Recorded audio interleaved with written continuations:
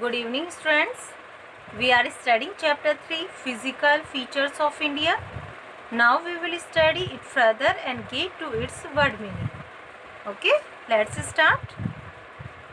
First word meaning is fertile. Fertile. Fertile का मतलब होता है उपजाऊ होना. Thickly. thickly. थिकली का मतलब होता है डार्क होना, घना होना. Narrow NARROW. नेरो का मतलब होता है तंग होना. STRIP. स्ट्रिप का मतलब होता है पट्टी.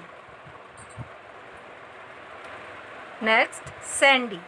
SANDY. सैंडी मीन्स होता है रेतीला. AGRICULTURAL. एग्रीकल्चरल. एग्रीकल्चरल का मीन्स क्या होता है कृषि संबंधी. Plains PLAINS. प्लेन्स का मीन्स मैदान.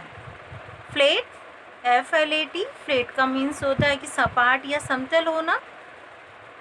Populate POPULATE. पॉपुलेट मीन्स होता है आबादी, जनसंख्या. Flow FLOW. फ्लो मीन्स बहना. REGION. रीजन. रीजन्स मीन्स क्षेत्र.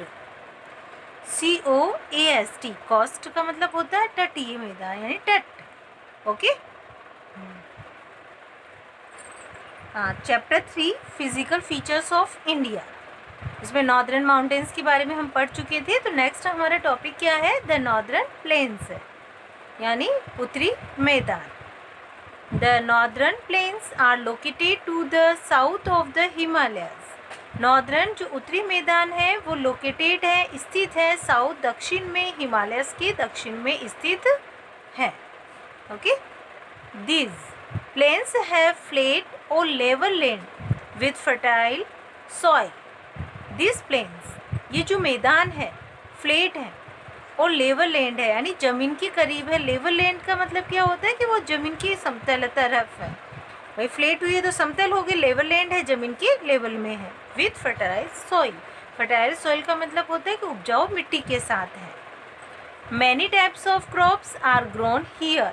मैनी टाइप्स यानी बहुत सारी प्रकार की जो क्रॉप्स होती हैं, फसलें हैं, ग्रोन हियर यहाँ पे उगाई जाती है.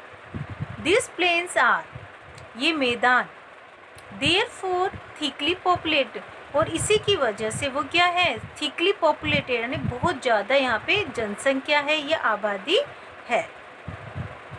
Many rivers like the Ganga, the Yamuna and the Brahmaputra flow through this plains. बहुत सारी रिवर्स हैं, नदियाँ हैं. लाइक कौन कौन सी नदियाँ हैं? जैसे गंगा है, यमुना है, ब्रह्मपुत्र है. फ्लो का मतलब बहना. थ्रू यानी जरी यानी इन मैदानों के अंदर बहती है और इसी वजह से वो क्या है? फर्टाइल है. तो बहुत सारी नदियाँ जो हैं जैसे गंगा है, यमुना है, ब्रह्मपुत्र फ्लो होती है, बहती रहती है इन मैदानों के जरिए. Okay. The northern plains are known as the Gangetic plains. जो नॉर्दर्न प्लेन्स है उनको हम किस नाम से जानते हैं? गंगेटिक प्लेन्स यानी जो गंगा के मैदान के रूप में जानते हैं.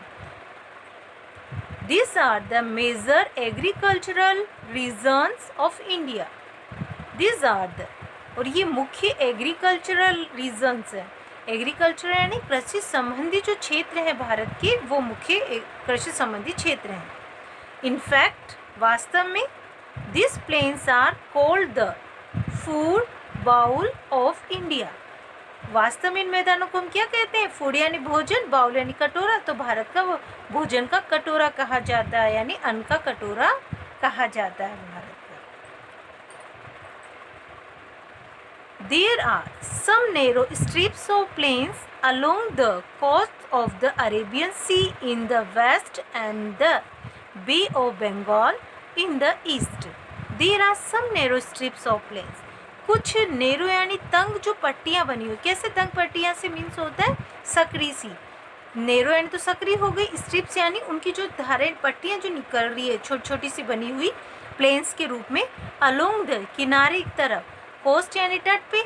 अरेबियन सी है जो हमारा. इन द वेस्ट, वेस्ट की तरफ कौन सा है? अरेबियन सी यानी अरब सागर है. And the bay of Bengal in the east. और पूर्व की तरफ क्या है, बंगाल की खाड़ी है।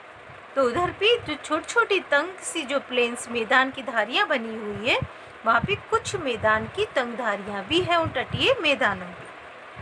These plains are also fertile and many crops are grown here. और ये जो मैदान है वह भी क्या है, उपजाऊ है और बहुत सारी फसलें यहाँ पे उगाई जाती है। Rivers like the Mahanandi, the Godavari, the Krishna and the Kaveri flow through these plains.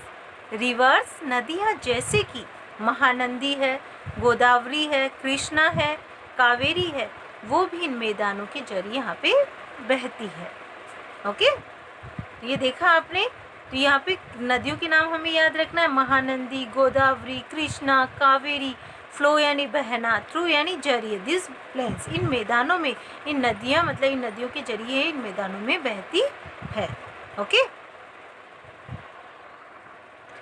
Next the Deccan प्लेटू।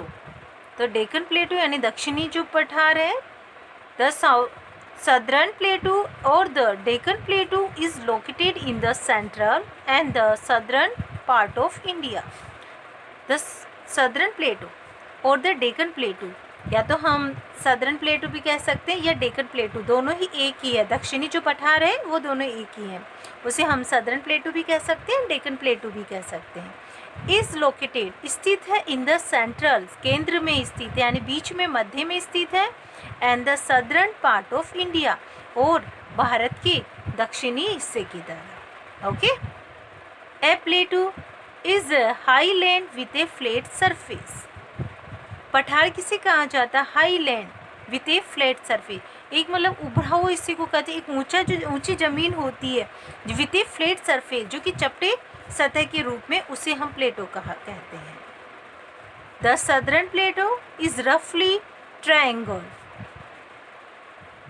Southern जो प्लेटो है इज रफली क्या होता है, मोटे तौर पे, और ट्रायंगल यानी त्रिभुजाकार में होता है।